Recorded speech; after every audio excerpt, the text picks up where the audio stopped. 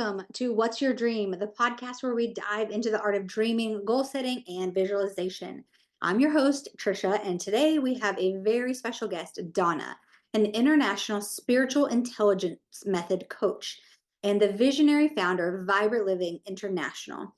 This remarkable nonprofit organization is dedicated to empowering individuals on their journey to vibrant, purpose driven lives. With over 30 years of experience as an inspired speaker and spiritual intelligence method coach, Donna has touched countless lives with her warm, caring, and down to earth approach.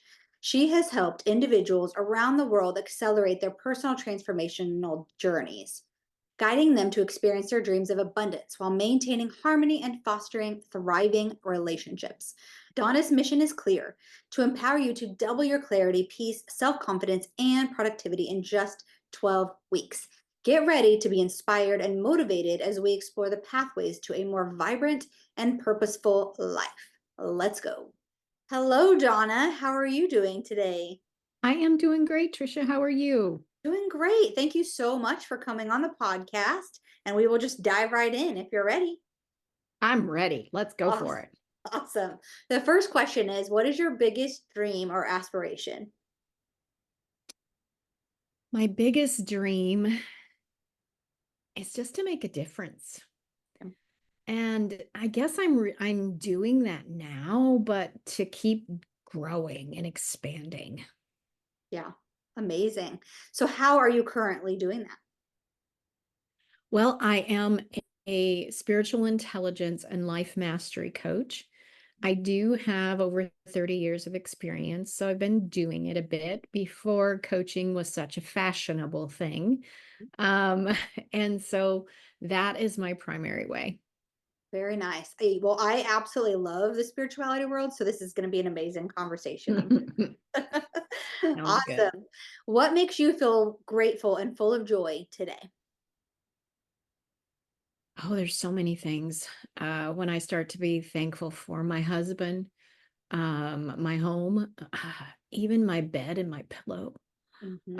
A cup of tea is something that always makes me smile.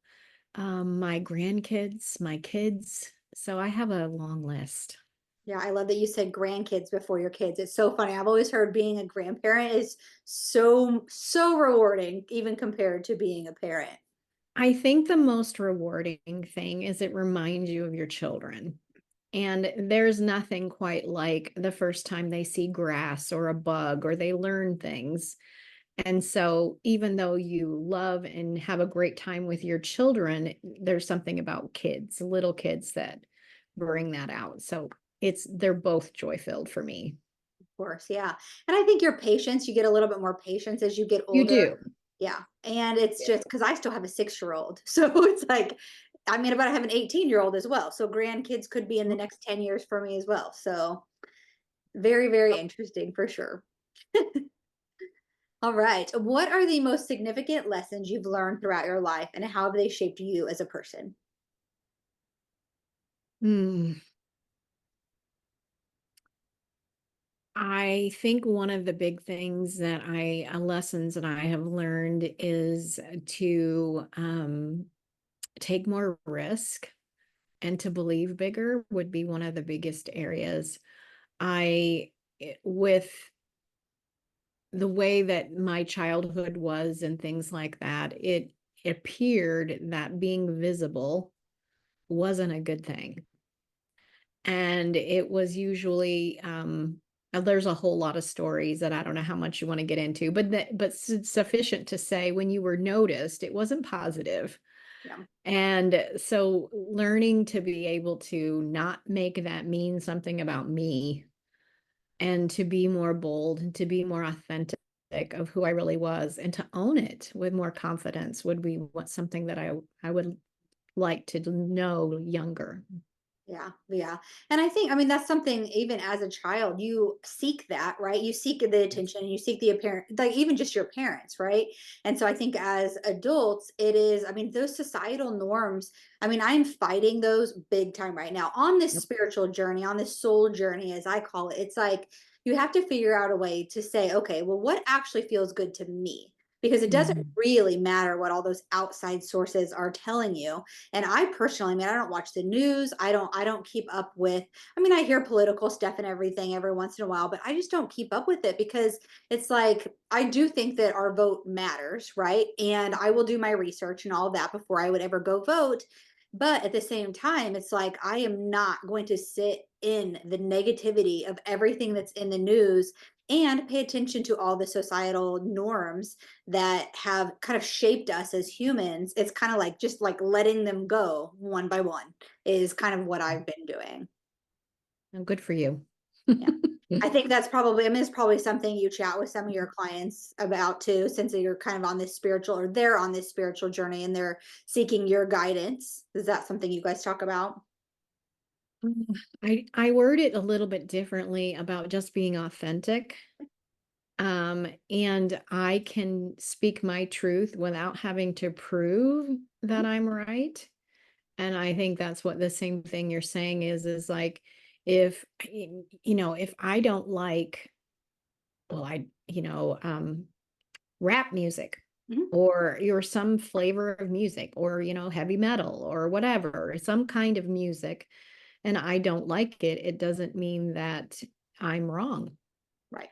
And so learning to be able to, I mean, there are some basic truths that are true, whether I feel like it or not.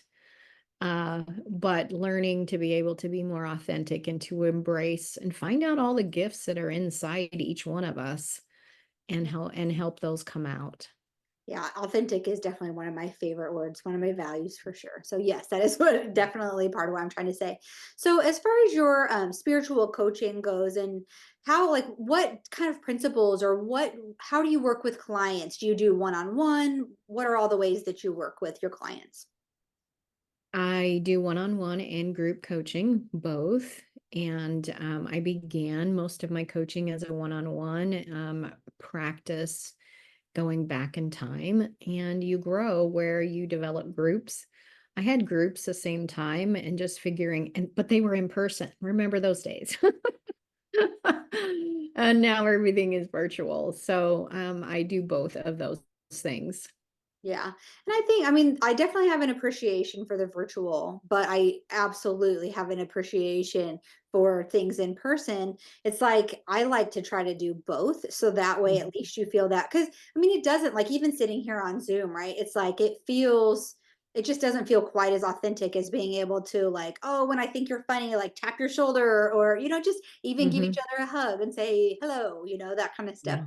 So it did some amazing things by connecting people, but at the same time, it has definitely hindered our society to that real, true connection of like actual energy. Not that energy can't be exchanged here as well, but Yeah. it definitely a It little bit. is so funny that you go back into in person and you feel awkward. Yeah. Yeah. And you move through it. But if I talk about my grandson is 5.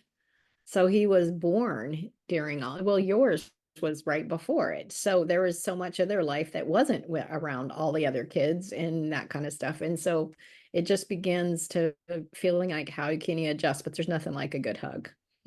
Absolutely. What inspires you and motivates you to keep going even when faced with challenges? Ah, um, I'm trying to figure out how to, I pause because I'm trying to figure out how to say it, but there's just this inner fire. Mhm. It is a calling I know I've had for a long time to be able to do this. I just didn't know exactly how to articulate it. And that is um one of the things is like, it doesn't matter what. If you would do what you love, you would do it for free. And you do it when there's adversity. You do it all the time. It's just who you are. And so that is who I am.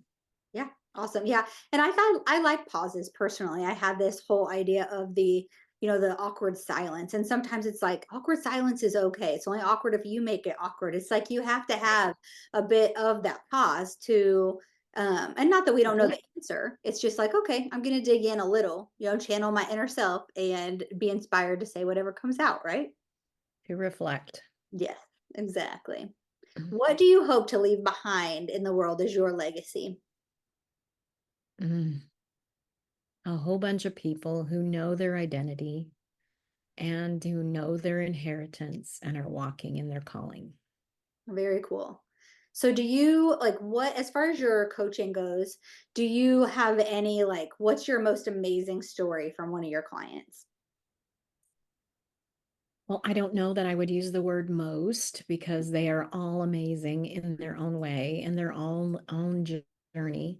Um, One of my most recent favorite is a woman. She is in her 70s and she is a parenting and relationship coach. And she paid to learn and grow. Isn't that amazing? Yeah. So many of us feel like we're checking out. I'm going to retire, and she's launching all that she's doing and doing it bigger and better.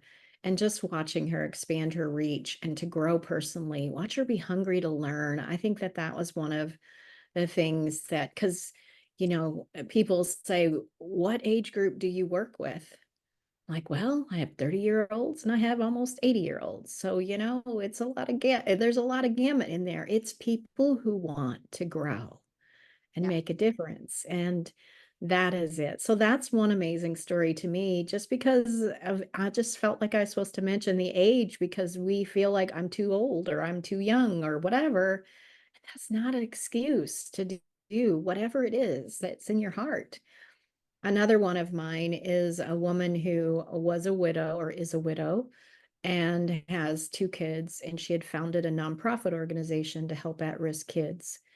And nevertheless, she had been through loss and pain and was struggling to take care of herself. And if anybody started any business, especially a nonprofit, it can be challenging. Usually, people who start nonprofits are very passionate about what their subject is, and she was, which can create burnout as well. So when she came to me, she was reaching 30 at-risk kids. And recently I had a conversation with her. She's now reaching 1,000. And she said it is easier. Her health has improved and her relationship with her kids has also improved. And so going from that, just watching how we think that when we grow, it's going to be harder. Naturally, we just think that it's going to be something's going to have to give. But what if it didn't? What if there were secrets that I could share to be able to have your life from a place of ease and grace? And so that's another one of my favorite stories. Yes, very nice. I love it. And I think, I mean, you think about it, and I believe that I will probably live till close to 100. Both, like all of my great grandparents have lived forever. And they haven't taken care of themselves. They've smoked, they've had diabetes, they've just eaten terrible and all of that. And I know we're in kind of a phase right now where like nutrition is lacking just in our soil and things like that.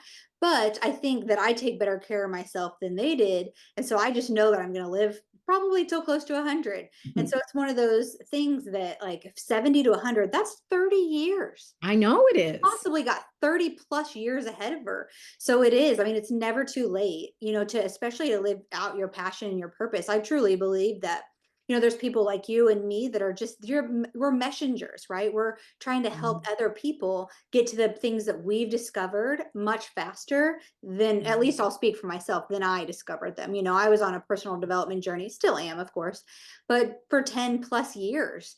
And if I can help somebody get 3 years in and discover the things that I've discovered, then that's a win in my situation. So it's awesome to be able to say that, we've kind of become those messengers.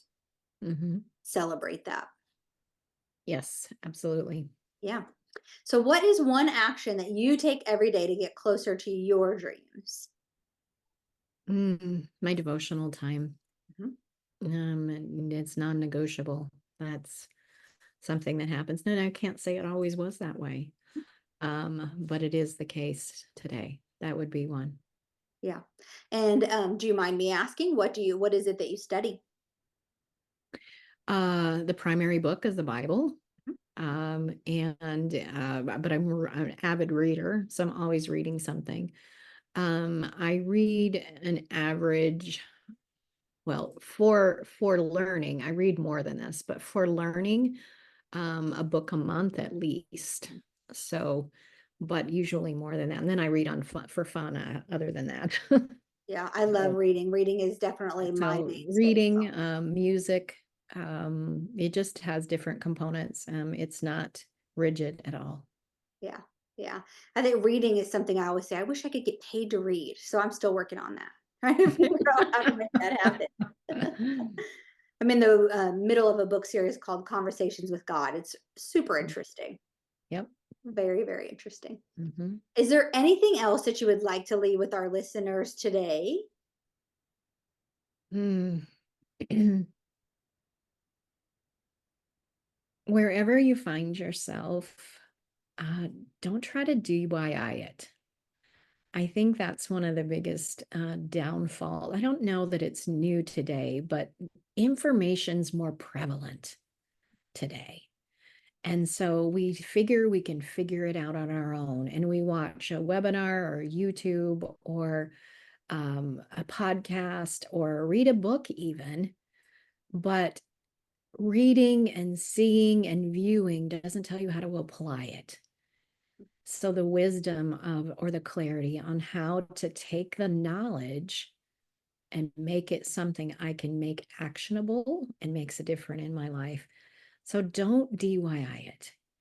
Yeah. If you want more in your life, find a coach, find not your best friend, not someone else, but find someone who can give you objective advice, who has walked the path to really help you. That's the biggest thing I wish I had known different. I didn't trust because of things that had happened to me. And information wasn't as prevalent. You had to go to the library. You had to go to, encyclopedias. Um, and so learning to be able to find the right resources and connect with that would have been life-changing for me, and it will be for you as a listener. Yeah, I would totally agree with that, especially as I mean, in your personal life and business. Yep. There's definitely been times that I've had a personal coach and a business coach all at the same time because I mean, they are two different things, but as a business owner, it's going to bring up a lot of those personal issues. I think that as soon as I became a business owner, it was like, oh, okay, now I've got to work on the personal development so that way my business thrives as well. Because it's about the belief in yourself and the wisdom and actually taking it, right? Knowledge is only knowledge if you use it. um Yeah. I would definitely agree with your statement there. So thank you so much for coming on the podcast today. My pleasure. It's always a pleasure. All right. Very nice to meet you. Nice to meet you too.